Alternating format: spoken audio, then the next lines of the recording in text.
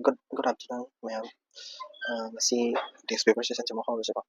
Ngasi the 10/6/2026 ako. Video se karang na sema daw niya ko. Sa sing ngam ki tumalay ning da sema ngam jero ko. Anna ado tinga do thaga thaga ya de do thaga la. Headline da CID search residents of Mamata Junam office ko. CID na mamata tu matungdagi Junam Congress office ko dagi mamata ki magi sangkai search tawkre haibani ko koina paikha gi wenadi si search taw ko ke leina ngai mathau ta di direct la si CID si kaino ko CID si kaino CID si akoi gi ma'am CID hai tar ga criminal investigation department hamni ko aduga CID se kanagi makhada legi hairagadi police ki makhada legi ko na police any police se kanagi makhada leramani du taragadi DGP koigi DGP ko director general of police ko adugi makhada loi leramani haidi sina nodal authority orani ko police ke aduga moise police ki ek lei like Indian police commission ko police commission ko 1902 2000 sidagi semgibani ko CID ai se yan tare ko CID se kana police ai se kana ki list makhada lei hai taragadi ma se state ki list lei ko state ki list sa list number 2 da ko duga khangani ko CID CBI su khangi dana ko CBI na mani bidu ga sen ani ko CBI haiduna ko gi Central Bureau of Investigation ni madi sina kano ni ba sina state level ni ko state level sina national level ni sidi national level ni ko sidi aduga CBI di ma ek statutory body su na te ma se but ek amagi makha ma se magi powers be like Delhi special police establishment ko ID ek na malay 1946 ko sidagi sige makha sina power pi ko ado maje ko na statutory body ra haragati natti ko si ek amagi makha da leibani ado na CBI se ek sige makha da leibani natti ko मैंने खंग से सिगी एक सिगी मखा level नते बा just एक सिना power P bye वारी नि को मादी central national level और मिना करी की मिनिस्ट्री की मखा लेने ministry of personnel public grievance and pension को पीएमओ आर को ना को अदा aduna CBI se state any state ama da hekta thabak tawba yai ko but state ki permission ama darkar le ko permission ama darkar le adubu CIDD permission darkar le te kaina di madi state adum lai saram ni na masana ko aduna CBI ga CID ga khena ba do se khang ko question kada khum si ko question sanamani le with reference to the law enforcement investigation agency in India consider the following statement CID is a statutory body established under the Delhi special city liberal law ko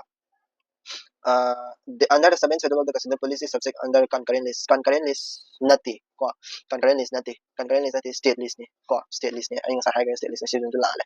The Supreme Court of India can order the Central Bureau of Investigation to investigate case in any state without obtaining the state consent. State ki consent yaw na Supreme Court na ko so ado state ki consent logo dam ni sabi di high ko but Supreme Court na hara ta di Supreme Court ti kanam tay mo asung ta ro ko Supreme Court na higher di Supreme Court na higher authority or na 3 system mani ko don ta di 3 only. The establishment of the Central Bureau of Investigation was recommended by which of the following committee. Committee maming kara koi khonsan dai ko si sarkari commission santanam padman nabiai gorwala si da santanam sini ko santanam sini ba CBI gi ningsi ko SAC gi satra yauragati next editorial mula si editorial the new in the row Nepal ga India gi lena mari sa Nepal gi ko gi foreign minister hai tare ko Sisir Khana labra sorry Sisir Khana sina kano da lakba ko India da lakbadagi sigma pause am kana tawre dugi Nepal gi prime minister na su phongdoki ba khara lai ko adudagi editorial sa lakbane ko ado editorial se ke khone law ya base kari kari no haragadi koi gi border dispute mama na so ina nagre border dispute ko border dispute ai tare border dispute kari border dispute lai ba gi habado ko border dispute me am lai mama na su aina Uttarakhand gi jaka ma ai tare ko kalapani lebluk adugi jaka do lipulek kalapani lipulek tawdo Libya dura kain tawdo the border dispute ki adugi su adugi su dum khana ba yai ko haidi akoi gi dadi haidi husiki kalapani ko kalapani ko lipulek Lipulek adagi Limpiadura try junction ni ko haiba jaga se ma sigi jaga se maming ama mamai tholi ni ko si de kalapani India ki Lipulek Tibet ki adagi Limpiadura haisina Nepal na thon ni ade mapam jaga dia makatani ko haiba jaga se Uttarakhand ki jaga man le ne ko ki India map to smile le mana kan Uttarakhand smile Nepal sing dara ko ki smile Nepal ko sakre na sigi jaga di le ne ko Tibet chu kano chu thangna China na chu kiran tawba India na chu kiran tawba Nepal na chu kiran tawba mafam udene si ki si akhoi gi dadi akhoi gi oina di India gi oina di kari marang ina yam important ori se hai taragadi haidi atai gi khangre India gi kogi Kailas Mansobar haina Kailas kongsat andum chali dana ko Mansobar se masigil masidaista Mansorabo robar haiba ko sidaista yamna haidi sigi through dagi chatkadoi ko adudana ne ba maroina ko ado Kailas chapagi sai kudingi kanu Mahadev kuruma Mahadev gi lebang ni na chanin memam do adugi lamben ga sa na ko tanga tawbani ba India ni amna paisa thadabani ba adugi ni ko adegi amu atopa ama sumu khana bi like treaty of pai khagi oi point ni ko sidadi mai ngang se si diplomatic ke comment tawi kari ka haidi wangang ba khara phajana haidi mis speaking hai dare ko wangang ba shop tana ba ani ngang ba phasa phasa ngang na ba gi wafam ni ko mai sa nei na ri se ko but akhoi gi oina di haidi example gi oina di akhoi khang du se kaino treaty of sugarly 1816 ko si se treaty of sugarly se kain har ka British ka kaino ga sign tawna gi Nepal ga British ka Nepal ka karamba matamda Anglo Nepalese war matamda ko sign tawna gi University sida akhoi gi British India ga Nepal gi boundary se Nepal ga British India gi boundary hai tare ko British India gi boundary se mana sida kana toram adi ye am adaida masigi boundary se British na haram se kaino harga British na haram se sigi boundary se ko Kali river ina lai ko Kali river gi hawra pham gi tawda ni shi Kali river gi origin gi tawda ni shi adu da yam lu se chuti sakali da Kali river gi hawra pham gi da gi magi boundary se demarcate tawda ni habadu da ko haidi Kali river se di magi kanu se am change tawi magi haidi magi path se am change tawi ko se path se am change tawi hawra pham se amuk hawra pham ama da hawra hawra haidi India na claim tawba haidi India na claim tawi se na hawra pham se ko gi husiki Kalapani Lipulek hariba region sigi Kalapani Lipulek hariba region se masigi makha thangdagi hawri sini adai taragadi masigi makha thangdagi hawra taragadi Nepal gi jaga oidre ko India gi jaga oidre sini haise ko ado Kali river sigi hawra pham se mathak thangba jaga dagi hawri haragadi haidi saisa husiki hariba sigi location se Kalapani Lipulek hariba jaga sida le side dagi Kali river hawri haragadi ko Kali river hawri Kali river side dagi hawri hai tare maton abab dagi hawri hai taragadi si Nepal gi oidoi ne ko aduga sai dawat dagi adi dawat sawai dagi makha thang dagi hawri haragadi India gi oidoi ne ko India gi sinchen India gi oidoi ne aduna hawra pham je mathom ram khangdra ba tar adai marak da sumo Tibet kini nam hai mi to ko adudani sorry na main problem se to ni dagi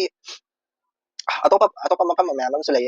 adi dispute maya am tawna maya am sulai adu di ko nam tawrase with reference to the geographical and historical context of India Nepal border dispute consider the following statement kumuka adum aina pat kano tawri ngai sida dum khumbi bi ari ko adi post tawragara adu kano tawragara dum khumbi adi khumba sanaraga hayar kadam ni ko the tree of Sakale designed that the river Gandak is the western boundary between India and Nepal river Gandak ko river Gandak is the western boundary between India and Nepal ma haning is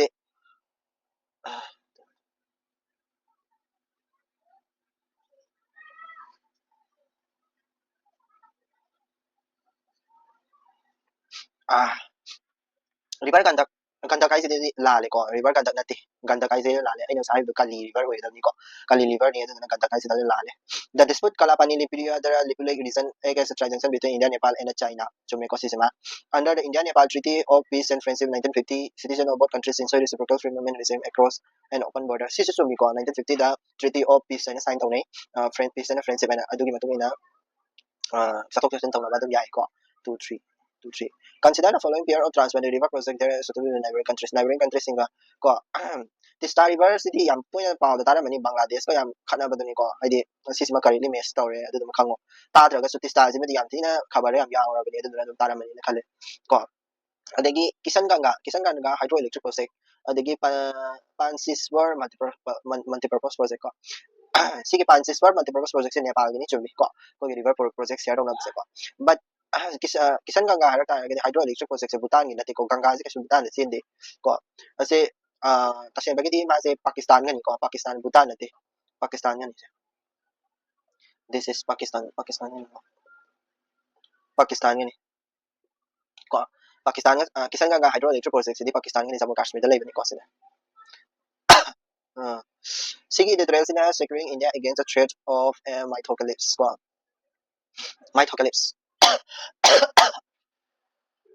mytho habadi akogi achaw akogi threat habani ko threat of mythocalypse threat habadi akogi mythical oiba hai tare ko di super power hai tare super power ko super power mytho hai di super power oi deni ko aduga mythocalypse hai tare di threat ko super power se ma threat hai tare securing India se yamna chawba threat amadagi kanna ba habani ko karam bado hai ga di akogi cyber security ni ko cyber security ni mana se mythocalypse na meaning piri ko cyber security ni ko mana se ya phasa ba hadi mythos class ki ka da hadi yamna chawba hai tare ko yamna chawba AI ki kana vulnerabilities yamna pi ko example ma'am pi se ai gi wakan di kashu id se sama hari se ko mytho class capabilities ka ko adagi AUKUS pillar se AI kenogi United Kingdom gi adagi ko asigumba ma'am pi ko mytho class AI se asigumba vulnerabilities ma'am pi akoi India gi kano rom da id side rom da India gi preparedness kari India se kyam prepare tawrage ko India se kyam yamna prepare tawrage habdo yin se ko sesa yamna sesa India AI safety rules na ma yawni ko kai dana to sila India AI Safety Institute ko institute have sorry sigi India institutional framework sagatpa institution ko likhatpa adagi AI gi id akogi regulation like akogi di AI gi regulation laiti ko adagi European Union gi di laire like European Union AI kana lai ko adukumba adagi paisa hadi paisa akogi paisa yam thada ba su darkar lai hadi kano ki khulu ka kano hadi AI se paisa yam thada ba su darkar lai kaino di AI se hojuse adi cyber security se AI na loina dominate tore ni natra aduna cyber security se yamna threat achawa ma ori ko aduna ko aduna ada sida tam kara haidare ko tam kara sida yawe ko na kangma yaba tam kara India gi cyber security gi matang kara yawe zero day vulnerability na ma yaw do kai sakra 0 days na sila ise finding 0 days vulnerability si se 0 days vulnerability se explain taro ke 0 days vulnerability sorry 0 days vulnerability mana conclusion na mana 0 days vulnerability se this is ko gi hadi hadi 0 days habide kaino rapidly habide ko rapidly solve taw habide solve vulnerability hadi mas 0 days vulnerability hai taragadi AI se koina ek once ma se kai computer system ma so an ngare khala se AI na so koi cyber security ke any virus mo gira kwa si se so an ngare khala se ba adu taragadi developer kangu jing sina kai tawni hara kanda madu do no magi manung da natra no magi nati 0 days hadi instantly hai tare ko hadi thuna yamna thuna hadi solve tawgadawni rapidly solve tawgadawni natragadi vulnerability do systematic hazard or na saw mang ta ko to ni ko adu 0 day vulnerability hadi kaino rapidly solve tawba hamni ko adagi sida su akoina open AI close AI kaina su sida su hai bani ko adu hoi yeng sa sida su ta concept kra dum yeng se ko hadi mani idi sidi yam technical oi man re adu technical oi bani na pharu bagi su kana de adi ma palong gi su yam yawe ko India na comparison to bagi su yam yawe but adu akoi India do su kari le dige or concept kari le dige ha ba yeng se ko open with haba ma open with AI haba ma ko open with AI ba ma close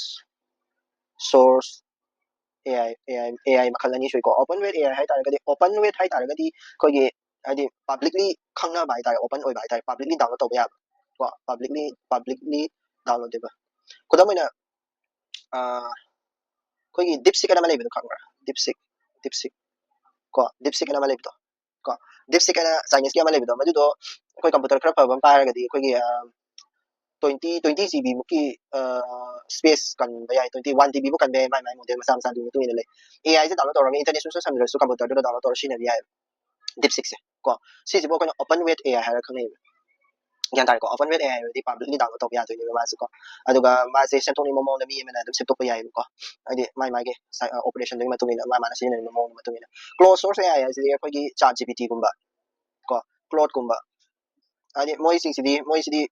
adi code me am underlying code me am ma yawe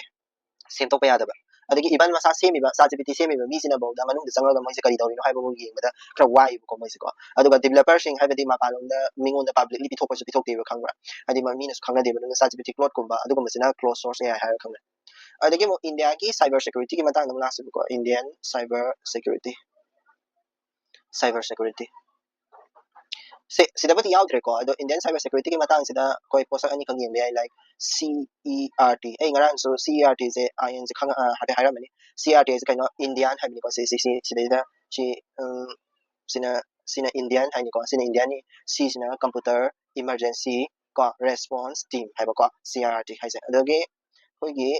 NCIIPC hai sina kind of hai kan da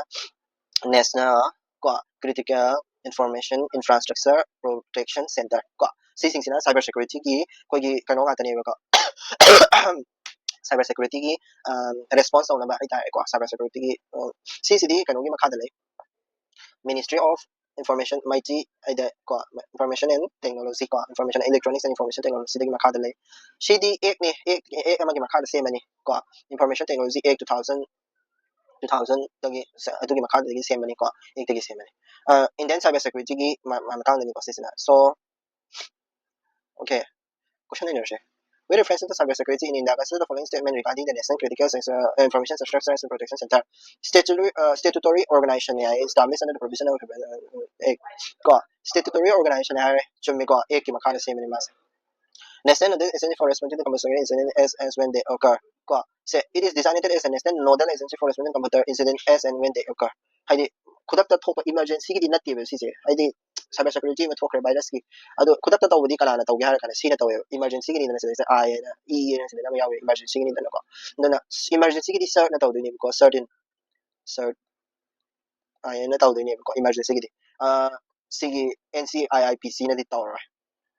adagi it identifies critical sectors such as power banking and infrastructure ko hadi identify to karam karam na hena kogi hadi in power energy ki banking ki telecom ki computerizing section na na ta kogi mana section thora lo kan the same time le ko masigi center na ko so message ko 1 and 3 in the context of computer security the term zero day vulnerability refers to komo ko men a server bug that automated delete is nahi a hardware security fault that can only be fixed by physically replacing the microprocessor nahi server vulnerability that is unknown to the party responsible for fetching in the first day of the first day na te cyber attack ki tawgi na te the software security vulnerability that is unknown to the party responsible for fetching it ko hadi thuna tawda ni si je software security vulnerability ni ko software security vulnerability that is unknown to the party responsible for fetching it unknown oiba the yam thuna tawda ba unknown oiba pot ni ko this is the definition kara sana ba hadi sida ida sana rekta ko hadi unknown oi habi sida sana rekta ko khuda ta tawda ni ba dui tara hadi unknown known oiragadi thuna sort tawdi ngamaroi dana ko nanate thuna sort tawdra so yare dana hadi tum section thara lawgra ni ba ko India's road through Myanmar is one of the engagement India ga Myanmar ga gi matang ni ko sisina sigi matang na yamna kaidi Myanmar na Myanmar ki prime minister hai tare Myanmar ki prime minister na te Myanmar ki president ko gi Umin Aung Hyang hai bra kino me da la mi da ko ado me da la ma da gi adu gi matung ina India ga Myanmar gi mara ta kari kari lege ha ba ha hai tare ko adi kari kari lege yeng si ko me India Myanmar hai tare India Myanmar relation isa ni wai tham te gi I ba ka siam ko India Myanmar relationship sida kadawge hara kanda maru ina infrastructure da hani yeng si ko infrastructure da kari kari lege hara kanda ko gi kaladan jing amani se tara mani kaladan multimodal transit transport project ning ko si se pat time ning sing ngam da kaladan multimodal transport project ko si se kari gino ali masi sina kolkata ko kolkata degi na Myanmar gi sitwe port ina lai ko ꯁꯤꯠꯋꯦꯒꯤ ꯄꯣꯠꯇꯨꯗ ꯌꯧꯗꯣꯏꯅꯤ ꯀꯣ ꯀꯪꯂꯥꯗꯥꯟ ꯄꯣꯁ project ꯑꯗꯒꯤ India Myanmar Thailand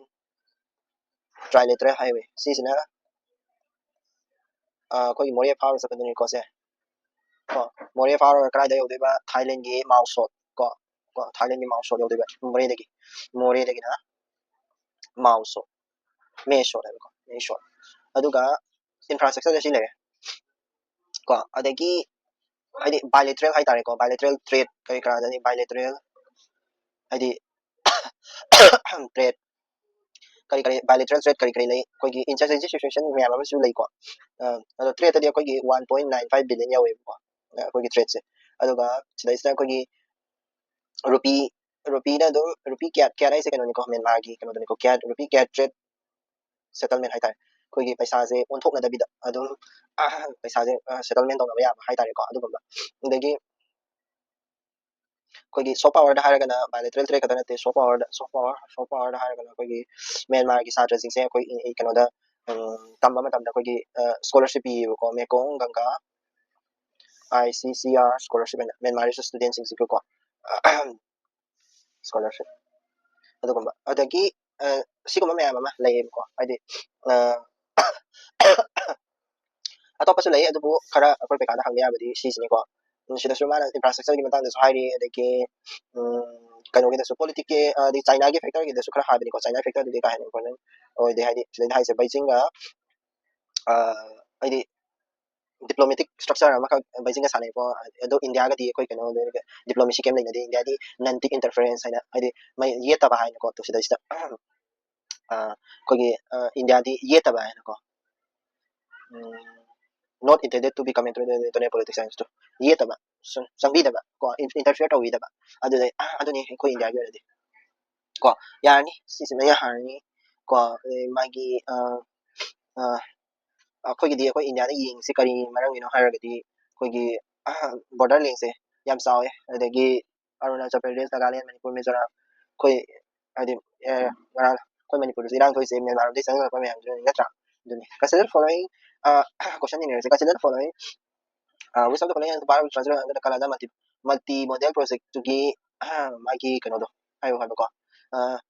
Kolkata ꯑꯃ ꯌꯥꯎꯔꯦ ꯆꯨꯝꯃꯦ ꯀꯣ ꯀꯣꯜꯀꯇꯥ ꯑꯃ ꯌꯥꯎꯔꯦ ꯀꯣ ꯁꯤꯇꯋꯦ ꯄꯣꯔꯠ ꯑꯃ ꯌꯥꯎꯔꯦ ꯀꯣ ꯁꯤꯇꯋꯦ ꯄꯣꯔꯠꯁꯤꯅꯤ ꯈ꯭ꯋꯥꯏ ꯂꯥꯁ ꯑꯣꯏꯗꯣꯏꯅꯤꯀꯣ ꯑꯗꯒꯤ ꯄꯥꯂꯤꯇꯥꯁꯨ ꯌꯥꯎꯗꯣꯏꯅꯤ ꯀꯣ ꯑꯗꯒꯤ ꯖꯣꯔꯦꯟꯄꯨꯏꯁꯨ ꯌꯥꯎꯗꯣꯏꯅꯤ ꯀꯣ ꯃꯣꯏ ꯑꯍꯨꯝ ꯃꯔꯤꯃꯛ ꯂꯣꯏꯅꯃꯛ ꯌꯥꯔꯦ ꯑꯗꯒꯤ with reference to the regional cooperation in Asia consider the following Mekong Ganga cooperation it comprised of India and all 10 members Mekong Ganga cooperation 하이세 ꯀꯩꯅꯣꯁꯤꯅꯤ ꯃꯁꯤꯁꯦ India yaura ko India yaura hadi yawi ko India yawi all 10 members of the Asian countries ko association of Southeast Asian nation countries misi si pulap yaw de 10 members pulap yaw de 5 katani 5 se kana kana har kati Cambodia Laos Myanmar ko aduga Thailand Vietnam ko adagi aduna masi sa lale 5 country kata primary sector cooperation under the tourism culture education the transport sum ko sikumba hadi normal statement ko mas dedum sungale tuong next China's role in international order si yang ka important oy benati ko di mi se kanone China kanogi consulate general China gi ne na ka important oy benati ba taw do China gi diplomacy ai tare China na sana diplomacy je pi pha bena se sa ki United Nation ki P5 na lay P5 ko permanent members mga do ka lainaba mari do ni ma ise like kogi USA Russia ga lainaba mari kamay ni moy kamay mitigate tawi koli adu ke mayam do ni ko ka hena important oy bidina te but chawrak ma ha hai hai ba ko kogi USA ga China ga lainaba sidi kogi Taiwan da yana question lay ko yana Taiwan gi hek la ko matam da USA China se fudat na ka ni ko adagi China ga Russia ga gi mari si yam phai husik ko ni yam phai ko adagi Europe ka China ga hai ta Europe ka China ga gi oira ga na yam phai sa France ko UK ko si yam phai ko ado India da di kamai tawi India ga mari de dum khanga mani ko India da di India ga le da mari kre ne di ma ban da ga manu fudat na be ta tu dum nei se but akoi gi India na yaning da ba mayam am se lai ko like ꯑꯩꯈꯣꯏꯒꯤ ꯁꯤꯗꯩꯁꯤꯗ difference ꯑꯃꯈꯛ ꯑꯩ ꯍꯥꯏꯔꯛꯀꯦꯕꯀꯣ one China principle ꯁꯤꯁꯤꯅ ꯆꯥꯏꯅꯥꯅ ꯂꯧꯕꯗꯨꯅꯦꯕ ꯆꯥꯏꯅꯥꯒꯤꯅꯦꯕ ꯆꯥꯏꯅꯥꯅ ꯄꯥꯝꯕꯗꯨꯅꯦꯕ ꯆꯥꯏꯅꯥꯅ ꯍꯥꯏꯁꯦ ꯀꯩꯅꯣ ꯆꯥꯏꯅꯥꯁꯦ China ꯑꯃꯈꯛꯇꯪ ꯂꯩ China ꯑꯃꯈꯛꯇꯪ ꯂꯩ ꯆꯥꯏꯅꯥꯁꯤꯗ ꯂꯣꯏ ꯌꯥꯎꯏꯁꯤꯅꯦ ꯇꯥꯏꯋꯥꯟ ꯌꯥꯎꯏ ꯍꯣꯡꯀꯣꯡ ꯌꯥꯎꯏ ꯂꯣꯏ ꯌꯥꯎꯋꯦꯕ ꯇꯤꯕꯦꯠ ꯌꯥꯎꯏ ꯀꯣ ꯍꯣꯡꯀꯣꯡ ꯌꯥꯎꯏ ꯇꯤꯕꯦꯠ ꯂꯣꯏ ꯌꯥꯎꯋꯦꯕ ꯁꯤꯗꯩꯁꯤꯗ ꯋꯥꯟ ꯆꯥꯏꯅꯥ ꯄ꯭ꯔꯤꯟꯁꯤꯄꯜꯁꯤꯗꯀꯣ ꯑꯗꯨꯗꯩ ꯋꯥꯟ ꯆꯥꯏꯅꯥ ꯄ꯭ꯔꯤꯟꯁꯤꯄꯜꯁꯤꯅ ꯆꯥꯏꯅꯥꯒꯤꯅꯤꯀꯣ one China policy one China policy ꯁꯤꯁꯤꯅꯦꯕ ꯏꯟꯗꯤꯌꯥꯒ ꯌꯨ ꯑꯦꯁ ꯑꯦꯒꯅ ꯍꯥꯏꯁꯤꯅꯦ ꯌꯨ ꯑꯦꯁ ꯑꯦꯒ ꯏꯟꯗꯤꯌꯥꯒꯅ ꯍꯥꯏꯁꯤꯅꯦ ꯁꯤꯅꯦꯕ ꯁꯤꯅ ꯃꯣꯏꯅ ꯀꯔꯤ ꯍꯥꯏꯅꯣ ꯋꯥꯟ ꯆꯥꯏꯅꯥ ꯄꯣꯂꯤꯁꯤ ꯍꯥꯏꯁꯤꯅ ꯇꯥꯏꯋꯥꯟ ꯀꯣ ꯇꯥꯏꯋꯥꯟ ꯀꯣ ꯇꯤꯕꯦꯠ ꯃꯁꯤꯁꯦ ꯇꯣꯉꯥꯟ ꯇꯣꯉꯥꯟꯕ ꯄꯥꯠꯅꯤ ꯇꯥꯏꯋꯥꯟ ꯀꯣ ꯆꯥꯏꯅꯥꯗꯤ ꯆꯥꯏꯅꯥ ꯑꯣꯏꯔꯒꯁꯨ ꯑꯇꯣꯞꯄ ꯆꯥꯏꯅꯥ ꯑꯃꯅꯤ ꯁꯤꯅꯤꯀꯣ ꯇꯤꯕꯦꯠ ꯀꯣ ꯃꯣꯏꯁꯦ ꯇꯣꯉꯥꯟꯕ ꯄꯥꯠ ꯑꯃꯅꯤ ꯁꯤꯅꯤ ꯀꯣ ꯑꯗꯨꯗꯨꯅ ꯋꯥꯟ ꯆꯥꯏꯅꯥ ꯄꯣꯂꯤꯁꯤꯁꯤꯅ ꯌꯨ ꯑꯦꯁ ꯏꯟꯗꯤꯌꯥꯒꯤ ꯀꯣ ꯋꯥꯟ ꯆꯥꯏꯅꯥ ꯄ꯭ꯔꯤꯟꯁꯤꯄꯜꯁꯤꯅ ꯆꯥꯏꯅꯥꯒꯤ question na ase consider the following statement regarding the decision of the security council are legally binding to of all the members legally binding oibra haragadi o di permanent member na haiba kodima oinama kano tawgani habadi decision of the security council are legally binding to all members of the United Nations legally binding oibra haragadi oi ko ai di permanent member na veto ga tum tawga ngam veto power enjoyed by the permanent applies to both substantive and procedure ase bagi di veto power se substantive ko ko substantive ꯈꯛꯇꯅꯦꯕꯀꯣ ꯄ꯭ꯔꯣꯁꯤꯖꯔꯗꯗꯤ ꯌꯥꯎꯗꯦ ꯄ꯭ꯔꯣꯁꯤꯖꯔꯗꯗꯤ procedure ꯇꯧꯕꯁꯤꯗ ꯇꯧꯅꯤꯡꯕ ꯃꯑꯣꯡꯗ ꯇꯧꯕ ꯌꯥꯏꯕ ꯍꯥꯏꯕꯗꯤ ꯃꯥꯅ ꯊꯕꯛ ꯇꯧꯕꯗꯣ ꯁꯦꯝꯕ ꯃꯑꯣꯡ ꯁꯦꯝꯅꯤꯡꯕ ꯃꯑꯣꯡꯗ ꯁꯦꯝꯕ ꯌꯥꯏꯕꯀꯣ ꯕꯠ ꯇꯧꯕꯇꯕꯨ ꯀꯩꯅꯣ ꯁꯕꯁꯇꯦꯟꯇꯤቭ ꯀꯣ ꯁꯕꯁꯇꯦꯟꯇꯤቭ ꯃꯦꯊꯗꯗꯤ ꯍꯥꯏꯕꯗꯤ ꯇꯁꯦꯡꯅ ꯑꯣꯔꯤꯖꯤꯅꯦꯜ ꯇꯥꯔꯛꯀꯗꯕ ꯍꯥꯏꯗꯤ ꯃꯑꯣꯡꯗ ꯄꯣꯠꯇꯣ ꯀꯟꯀ꯭ꯂꯨꯖꯟꯗ ꯇꯥꯔꯛꯀꯗꯕ ꯄꯣꯠꯇꯨꯗꯤ ꯔꯤꯖꯜꯇꯨꯗꯤ ꯑꯣꯀꯦ ꯍꯥꯏꯅ ꯌꯥꯒꯗꯕ ꯄꯣꯠꯇꯨꯗꯗꯤ ꯍꯥꯏꯗꯤ ꯄ꯭ꯔꯣꯁꯦꯁꯇꯨꯗꯗꯤ ꯀꯩꯁꯨ ꯑꯊꯤꯡꯕ ꯂꯩꯇꯦꯕ P5ꯅ veto power ꯇꯧꯕ ꯌꯥꯗꯦꯕꯀꯣ permanent member abstention from voting consider veto and block the passage of the resolution no ꯍꯥꯏꯗꯤ permanent member ꯅ vote ꯊꯥꯗꯔꯣꯏ ꯍꯥꯏꯇꯥꯔꯒꯗꯤ ꯃꯥꯒꯤ ꯃꯉꯣꯟꯗ veto power ꯀꯩꯝ ꯂꯩꯇ꯭ꯔꯦ voting power ꯂꯩꯇ꯭ꯔꯦ voting veto power ꯂꯩꯇ꯭ꯔꯦ ꯀꯣ ꯑꯗꯨꯗꯨꯅ statement 1ꯁꯦ strategic autonomy ꯍꯥꯏꯗꯤ ꯀꯩꯅꯣ ꯑꯩꯈꯣꯏ ꯏꯟꯗꯤꯌꯥꯅ ꯍꯧꯖꯤꯛ ꯇꯧꯔꯤꯁꯤꯅꯤꯀꯣ countries capacity to make an independent foreign decision ꯁꯤ ꯑꯣꯏꯔꯅꯤ ꯀꯣ ꯏꯟꯗꯤꯌꯥ ꯅꯦꯄꯥꯜ ꯔꯤꯂꯦꯁꯟꯁꯤꯞꯅꯤ ꯑꯁ ꯋꯥꯔꯦ and new phase in India Nepal relationship Nepalꯒ ꯏꯟꯗꯤꯌꯥꯒꯤ ꯔꯤꯂꯦꯁꯟꯁꯤꯞꯁꯦ ꯑꯅꯧꯕ ꯍꯣꯡꯉꯛꯀꯗꯧꯔꯦ ꯉꯁꯥꯏ ꯃꯃꯥꯡꯗ ꯈꯔꯁꯨ ꯄꯟꯈ꯭ꯔꯦꯀꯣ ꯑꯗꯨꯗꯨꯅ ꯌꯥꯝ ꯀꯥꯏꯅ ꯄꯟꯕꯩ ꯗꯔꯀꯥꯔ ꯇꯥꯗ꯭ꯔꯦ ꯑꯗꯨꯗꯨꯅ ꯀꯩꯅꯣꯗ ꯑꯗꯨꯝ ꯂꯥꯁ ꯀꯣꯏꯁꯟꯗ ꯑꯗꯨꯝ ꯅꯩꯅꯔꯁꯦ ꯀꯣꯏꯁꯟꯁꯦ which pass listed above are located in the state Uttarakhand Uttarakhand ꯂꯩꯕ ꯄꯥꯁꯁꯤꯡꯗꯣ ꯀꯔꯝꯕꯅꯣ ꯁꯤꯅꯦꯕꯀꯣ ꯂꯤꯄꯨꯂꯦꯛꯁꯤꯕꯨꯗꯤ ꯍꯧꯖꯤꯛ ꯍꯧꯖꯤꯛ ꯑꯩꯅ ꯍꯥꯏꯕꯗꯣ ꯎꯠꯇꯔꯈꯟꯒꯤ ꯌꯥꯝ ꯀꯟꯅ ꯈꯟꯅꯔꯤꯕ ꯃꯐꯝꯗꯨꯅꯦꯕꯁꯦ ꯀꯣ ꯂꯤꯄꯨꯂꯦꯛꯁꯤꯃꯗꯤ ꯁꯨꯡꯁꯣꯏ ꯁꯣꯏꯗꯅ ꯌꯥꯎꯔꯅꯤ ꯀꯣ ꯑꯗꯒꯤ mana pass ꯁꯤꯁꯨ ꯌꯥꯎꯔꯅꯤ ꯀꯣ ꯅꯊꯨꯂꯥ ꯄꯥꯁ ꯀꯔꯤ ꯀꯔꯥꯁꯦ ꯁꯤ ꯁꯨꯃꯥꯏꯅ ꯂꯥꯒ ꯇꯥꯕ ꯄꯥꯁꯀꯤ ꯃꯇꯥꯡꯗꯁꯨ ꯈꯔ ꯇ꯭ꯔꯤꯛ ꯈꯔꯁꯨ ꯂꯩꯕꯅꯤꯀꯣ ꯁꯤꯛꯀꯤꯝꯅꯤꯀꯣ ꯃꯣꯏꯁꯦ ꯅꯊꯨꯂꯥ ꯁꯤꯛꯀꯤꯝꯅꯤ ꯑꯗꯨꯅ ꯁꯤꯃ ꯂꯥꯜꯂꯦ 1 2 with reference to the Indian Nepal defense strategic relation consider the following statement Surya Kiran as a joint military exercise conducted biannually natiko annually ni sisiko sahi kudingi natiba annually ni India ga Nepal ga tawba haitare India ga Nepal ga tawba do biannually sida la nan libe ko annually wala da libe ko ase badi Surya Kiran se Nepal ga India ga tawba ko gi military exercise ni ko under a unique historical tradition India and Nepal conferred honorary rank of general on each other's army chief ko di magi kano da honorary na tawi simi chumi ko tu ni yengsi inclusion without abolition in Chinese hukao system hukao Chinese ki hukao is kaino hukao is kaino hala define tawram se ko hukao is kaino haragadi ko gi 1950s ki matamda ko 1950s ki matamda ko gi urban dagi na yengsi rural dagi urban da migration to thing ne hukao is hukao ko aduna thing base unplanned oiba haitare ko rural area dagi nang urban area da plan so to de concept sa yan shini ko haisu ko municipal this adi adu adi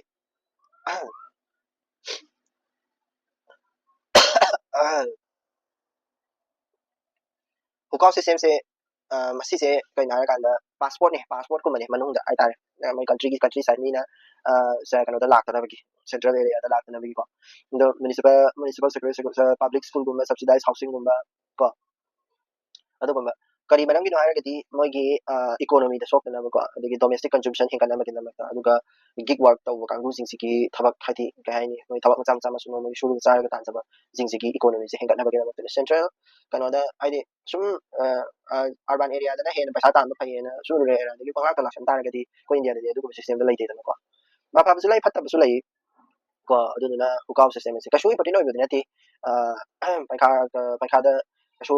ꯍꯪꯉꯛꯀꯗꯕ ꯀꯩꯁꯨ ꯂꯩꯇꯦ ꯀꯣ ꯍꯨꯀꯥꯎ ꯁꯤꯁꯇꯦꯝꯁꯦ ꯁꯨꯝ ꯖꯤꯡꯉꯣ ꯍꯥꯏꯕꯅꯤ. With reference to the internal migration and welfare portability in India, consider the following system. So, India on the last one nation card plan allow beneficiaries to live their entities food grant under the National Food Security Act from any fair show in the country. ꯑꯁꯦꯡꯕꯒꯤꯗꯤ ration card ꯑꯃꯈꯛ ꯂꯩꯒꯗꯕꯅꯤ ꯍꯥꯏꯕꯒꯤꯗꯨꯒꯤꯅꯤꯀꯣ ꯁꯤꯁꯤꯃ ꯀꯔꯦꯛꯅꯤ ꯍꯥꯏꯗꯤ ꯑꯦꯅꯤ ꯅꯞꯁꯥꯒꯤ ꯆꯦꯡ ꯍꯋꯥꯏ ꯀꯔꯤ ꯀꯔꯥ fear ꯁꯣꯞꯇꯒꯤ ꯑꯗꯨꯝ ration card ꯂꯧꯕ ꯌꯥꯏ. E-Shram portal launched by Ministry of ko ꯆꯨꯝꯃꯦ. E-Shram portal ꯁꯤꯕꯨꯗꯤ Ministry of Electronic Information Technology ꯅ ꯂꯧꯒꯅꯤ. To register only ꯍꯥꯏꯔꯛꯄꯁꯤꯗ ꯂꯥꯜꯂꯦꯕꯀꯣ. Only ꯅꯠꯇꯦꯕꯀꯣ. All ꯅꯦꯕ. All unorganized work sector workersꯤꯡꯁꯤꯒꯤ ꯃꯥꯒꯤ registration ꯇꯧꯐꯝꯅꯦꯕꯀꯣ. ꯁꯤꯁꯤꯃ ꯂꯥꯜꯂꯦ. ꯁꯤꯁꯨ ꯆꯨꯝꯃꯦ. ꯀꯣ ꯍꯨꯀꯥꯎ ꯁꯤ ꯂꯩꯔꯦꯀꯣ ꯍꯨꯀꯥꯎꯗꯣ a household registration and internet migration access to social practice migration ꯊꯤꯡꯕꯅꯦꯕꯀꯣ ꯁꯤꯃꯥꯏꯅ. Next, Indiana Pakistan Afghanistan the airstrike ꯆꯠꯊꯕꯗ ꯍꯥꯏꯗꯤ ꯃꯗꯨ ꯌꯥꯅꯤꯡꯗꯦꯅ United Nationꯗ ꯑꯩꯈꯣꯏꯒꯤ United Nationꯒꯤ security ꯑꯩꯈꯣꯏꯒꯤ representative ꯍꯥꯏꯇꯥꯔꯦ ꯏꯟꯗꯤꯌꯥꯒꯤ ꯑꯗꯨꯗꯨꯅ to Haris Parva Thani mi ꯍꯥꯏꯁꯦ ꯁꯤꯁꯦ ꯑꯩꯈꯣꯏ ꯏꯟꯗꯤꯌꯥꯒꯤ permanent representative ꯅꯦꯕꯀꯣ ꯃꯥꯅ ꯄꯥꯀꯤꯁꯇꯥꯟꯅ ꯑꯐꯒꯥꯅꯤꯁꯇꯥꯟꯗ airstrike ꯆꯠꯊꯕꯗ ꯌꯥꯅꯤꯡꯗꯦꯅ ꯀꯩꯅꯣ ꯇꯧꯕꯩ ꯋꯥꯅꯤꯅꯦ ꯍꯥꯏꯗꯤ ꯍꯥꯏꯕꯩ ꯋꯥꯅꯤꯀꯣ ꯑꯗ ꯁꯤꯗꯩꯗ ꯁꯤꯗꯩꯁꯤꯗꯀꯣ ꯁꯤꯗꯩꯗ ꯍꯥꯏꯁꯦ situation in Afghanistan UN Charter and Principle of State Sovereignty UN Charter State Sovereignty the kai sin karino antudo hairangeko si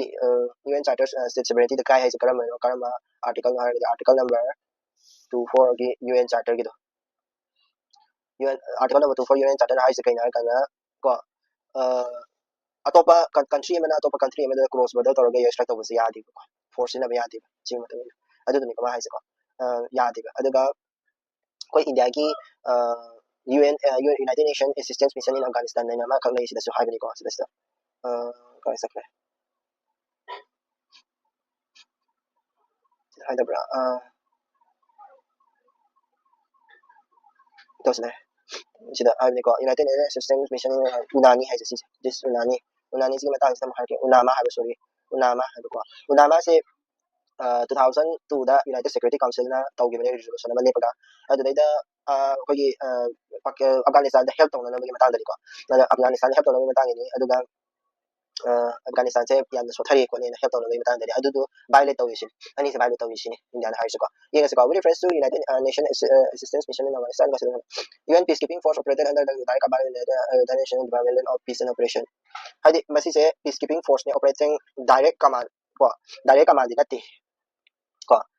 adagi peacekeeping force nate mase mission ni ko assistance mission ni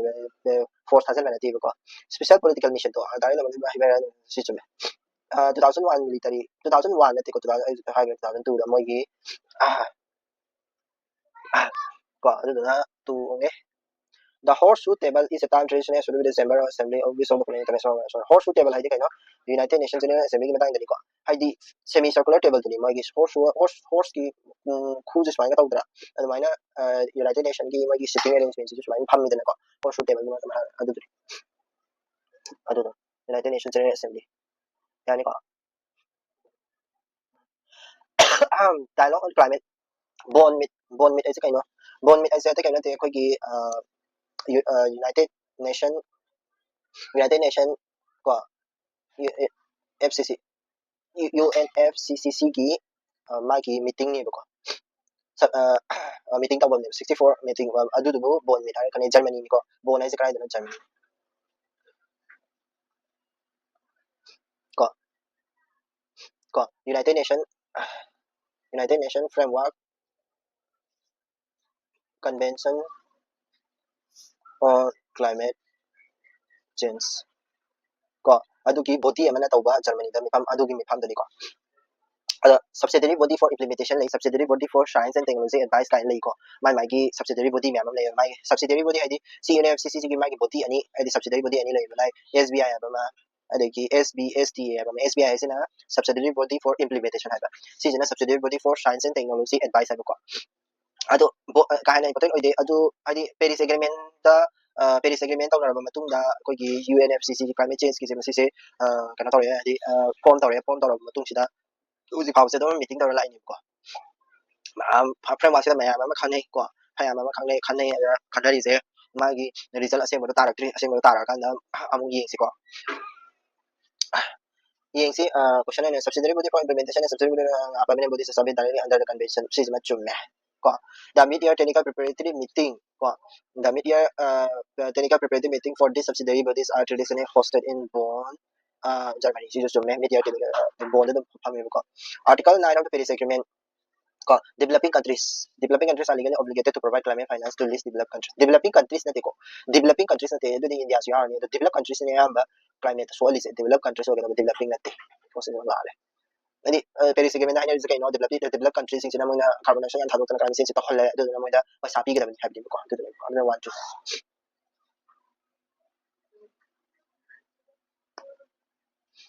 the carbon adjustment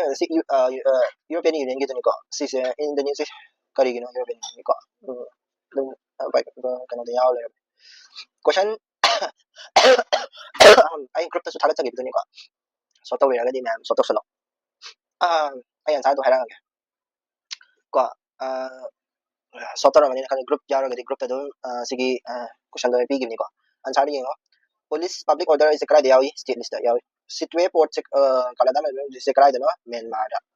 ko treaty of Sagoli se kari gino Anglo Nepalese war gi secretary da mina san gi like secretary se kra da lai hai tara ga di bon da ko adegi hukao system se kana gino China gi synonym of the given word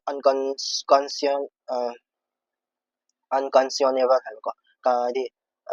unconscionable means the reasonable hai ko conscious of the na ba conscious of the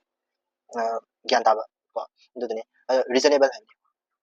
select the most appropriate antonym hai ni absorb hai di ko gi